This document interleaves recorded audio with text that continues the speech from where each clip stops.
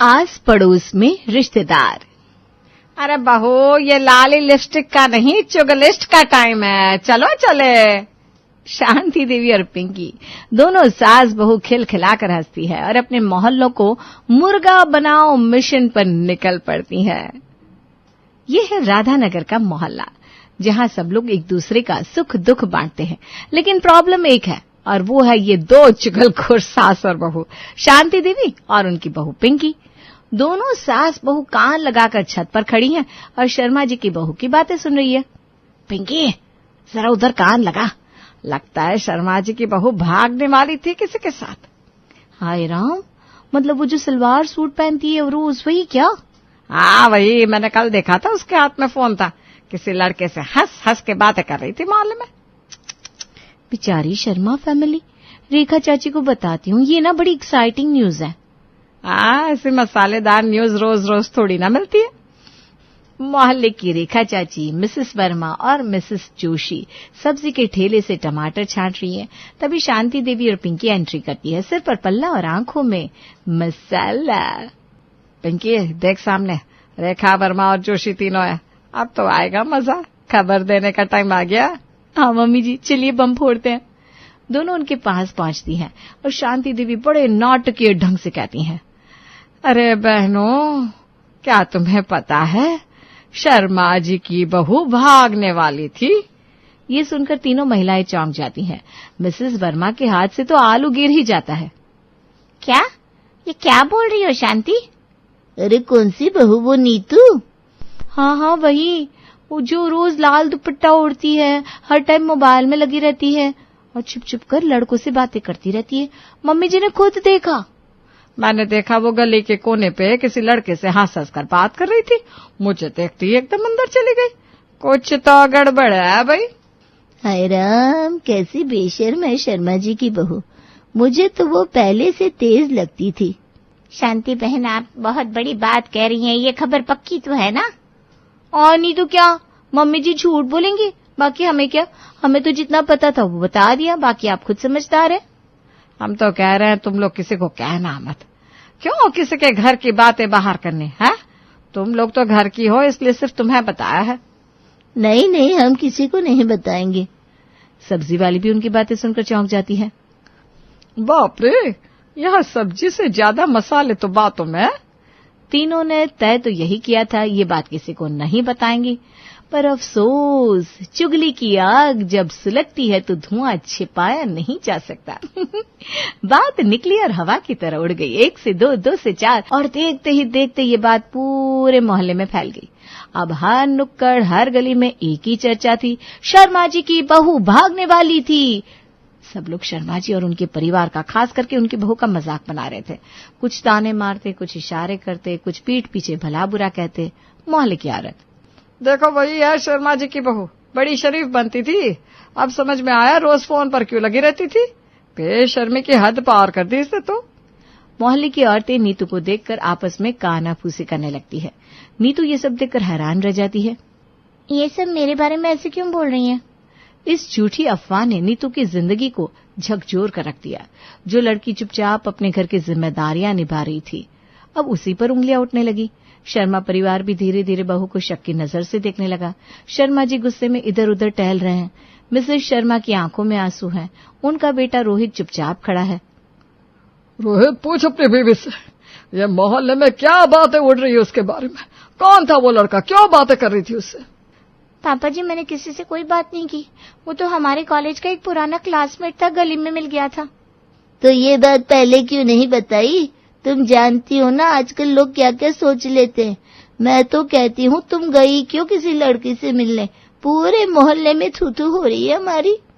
अरे तुम अकेली क्यों मिली उससे? घर में किसी से कहा क्यों नहीं? मुझे लगा इतनी बड़ी कोई बात नहीं है, कॉलेज की दोस्त से तो सब मिलते रहते हैं, रोहित के भी तो दोस्त मिलते रहते हैं। दोस्त मिलते रहता है लेकिन बॉयफ्रेंड नहीं? ये सुनकर नीतू हैरान रह जाती है। पूरे मोहल्ले में बात फैल चुकी है, लोग कह रहे तू भागने वाली थी। इतनी बड़ी बात कोई ऐसे नहीं कह देता, बिना आग के धुआं नहीं उठता। ये सुनकर नीतू की आंखों में आंसू आ जाते हैं। मैंने कुछ नहीं किया रोहित, मुझे नहीं पता ये किसने अफवाह फैलाई, मैंने तुम्हारा भरोसा कभी नहीं तोड़ा। हमें बहुत शर्मिंदगी झेलनी पड़ी है नीतू, हर तरफ उंगलियां उठ रही हैं। अगर बात साफ नहीं हुई तो हमें बड़ा फैसला लेना पड़ेगा, हमें अलग होना पड़ेगा नीतू। ये सुनकर तो नीतू के पैरों तले जमीन खिसक जाती है। वो बिलक बिलक कर रोने लगती है। शर्मा जी के घर में आग लगाकर भी शांति देवी और पिंकी को चैन नहीं पड़ा। दोनों का अगला निशाना बनी पड़ोस की मिसेस वर्मा, मिसेस जोशी और रेखा चाची। हमारी छोटी सी बात से शर्मा जी के घर तो ऐसी आग लगी है कि उसको बुझाते बुझाते पूरे परिवार की कमर टूट जाएगी। दोनों सास बहू ठहाके मारकर हंसती है। मम्मी जी, इस कांड के बाद अब अगला निशाना किसे बनाए? तभी उन दोनों को रेखा चाची, मिसेस वर्मा और मिसेस जोशी आते हुए दिखती हैं। बहुत याराना हो रहा है इन तीनों का आजकल। तो छुरिया चलाते ना मम्मी जी, शुरू करें? चला शुरू करते हैं मिशन अशांति। मिसेस वर्मा फूलों में पानी डाल रही है। पिंकी धीरे से जाती है। मिसेस वर्मा जी, क्या बताऊं आपको, आजकल ना भलाई का जमाना नहीं रहा। लोगों को किसी की अच्छी चीज दिखाई नहीं देती। क्या हो गया पिंकी, ऐसा क्यों कह रही हो तुम? मैं कुछ कहूं तो बेवजह बात पड़ेगी, सबको लगेगा पिंकी चुगली कर रही है। लेकिन क्या करूं, मेरे से ना बर्दाश्त नहीं हो रहा। रेखा चाची आपके बारे में ऐसा कैसे कह सकती हैं? ये सुनकर मिसेस वर्मा की भौहें चढ़ जाती हैं। ऐसा क्या कह दिया उन्होंने? रेखा चाची कल कह रही थी कि मिसेस वर्मा के हाथ की सब्जी तक जलती है और खुद को तो बहुत बड़ा शेफ समझती हैं। क्या रेखा ने ऐसा कहा? हमें तो नहीं पता इस बारे में, बस लोगों से सुना था ये सब। आपको बता देना जरूरी समझा। वैसे 4 जन में बैठकर रेखा चाची को आपके बारे में ऐसा नहीं कहना चाहिए था। वहीं दूसरी तरफ शांति देवी भी अपनी अशांति फैलाओ मिशन पर काम कर रही थी। वो रेखा चाची के पास बैठी थी। रेखा बहन, बुरा मत मानना, लेकिन मिसेस जोशी कह रही थी कि आप तो हर बात में अपनी चलाती हैं, किसी की नहीं सुनती। यहाँ तक कह दिया उन्होंने कि रेखा चाची को लगता है जैसे मोहल्ला उन्हीं के नाम लिखा हो। बताऊं, 4 जन में बैठकर किसी के बारे में ऐसा बोलना अच्छा लगता है क्या? मेरे तो कलेजे पर सांप से लौट गई ये सब सुनकर। ये सुनकर रेखा चाची आग बुबला हो गई। क्या जोशी ने ये कहा? उनकी इतनी हिम्मत, अब उससे बात करनी ही पड़ेगी। रेखा चाची के पास आग लगाकर शांति देवी और पिंकी अपने आखिरी शिकार मिसेस जोशी की तरफ निकल पड़ी।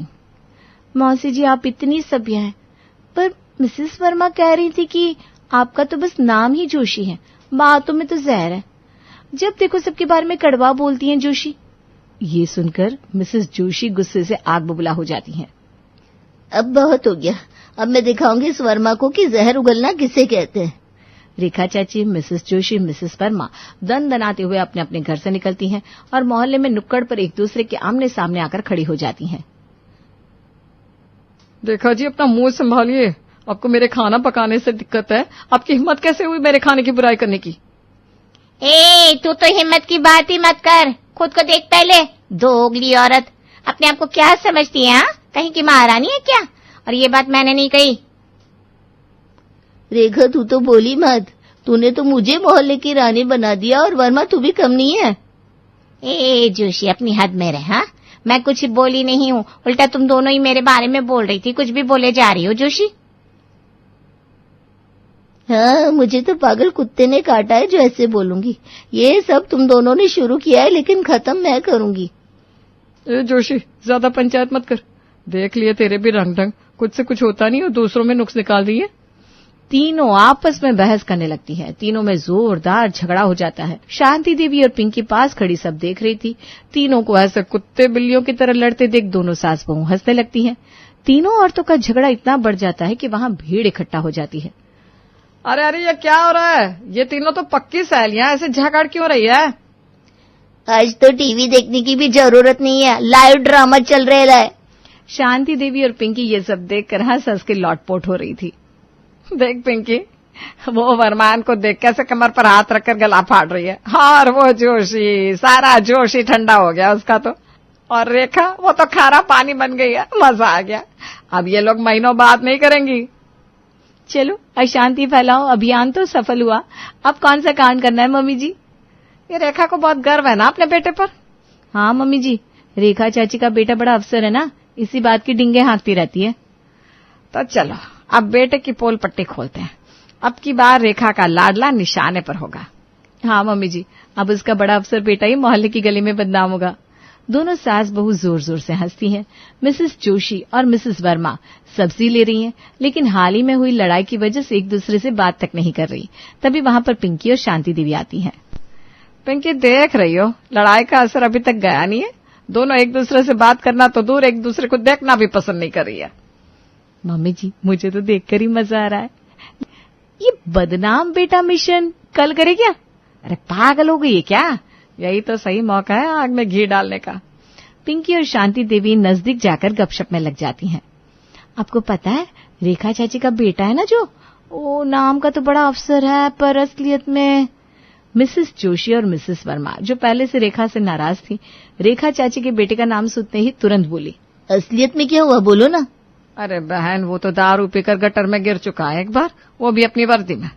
ये सुनकर मिसेस वर्मा और जोशी ठहाके लगाकर हंसने लगी।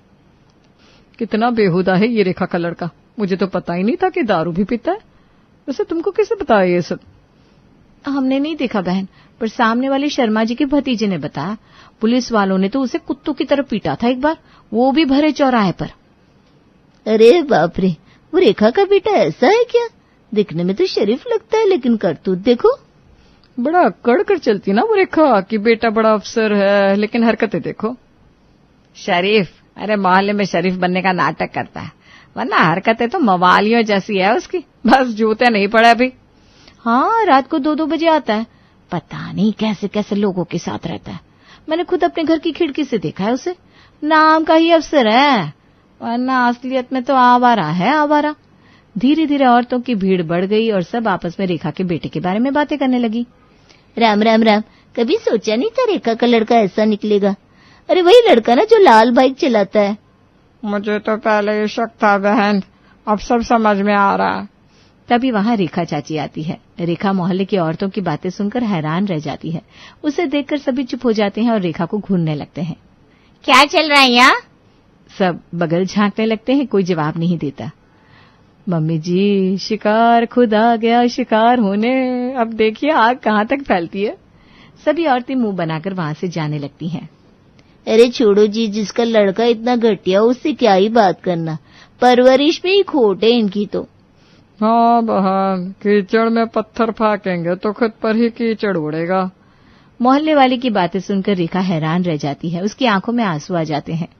मेरा बेटा ऐसा बिल्कुल नहीं है, ना वो शराबी है, ना गटर में गिरा, ना ही उसे कभी पुलिस ने पकड़ा। फिर मोहल्ले वाले उसके बारे में इतनी गंदी बातें क्यों कह रहे हैं? वो एक पल को सोचती है, फिर आगे कहती है, जरूर कोई है जो ये अफवाह फैला रहा है।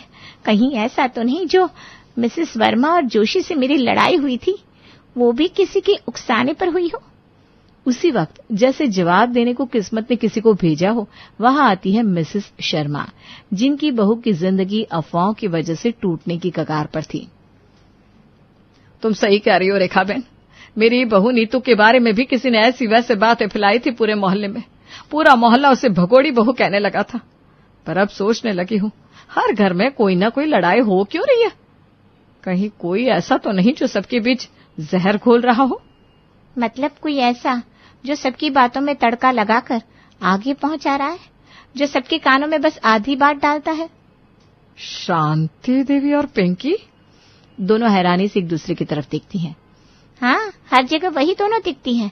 जहाँ लड़ाई हुई वहाँ पहले वो थी, कभी कान में, कभी दीवार के पीछे।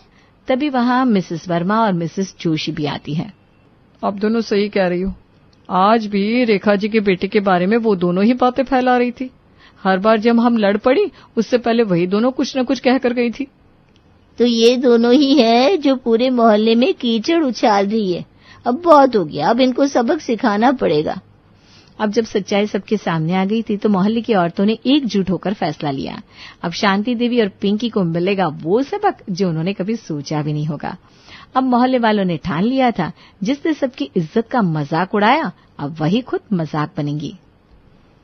तो प्लान ये रहेगा, हम सब ऐसे झगड़ेंगे जैसे दुनिया का अंत आ गया हो।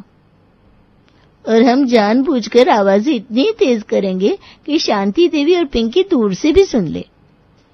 और जैसे ही वो दीवार के पास कान लगाने आएंगी, ऐसा सरप्राइज मिलेगा दोनों को कि जिंदगी भर याद रखेंगी। गली के बीचों बीच चारों महिलाएं जोर जोर से झगड़ने लगती हैं। तेरी हिम्मत कैसे हुई मेरे बेटे को शराबी कहने की? पहले तो अपना मुंह धो, हर जगह खुद को रानी समझती है। तू तो हर समय जासूसी करती रहती है, तेरे जैसी औरतें ही मोहल्ले बिगाड़ती है। आवाज सुनकर पिंकी और शांति देवी भी वहां आती है और आदत से मजबूर एक कोने में छुपकर कान लगाती हैं। अरे बेटा, लगता है कुछ बड़ा झगड़ा हो रहा है। अरे वाह वाह वाह, आज तो बिना हमारे कुछ किए झगड़ा करने लगे ये लोग। मम्मी जी चलिए ना दीवार के पास चलते हैं, मजा आएगा।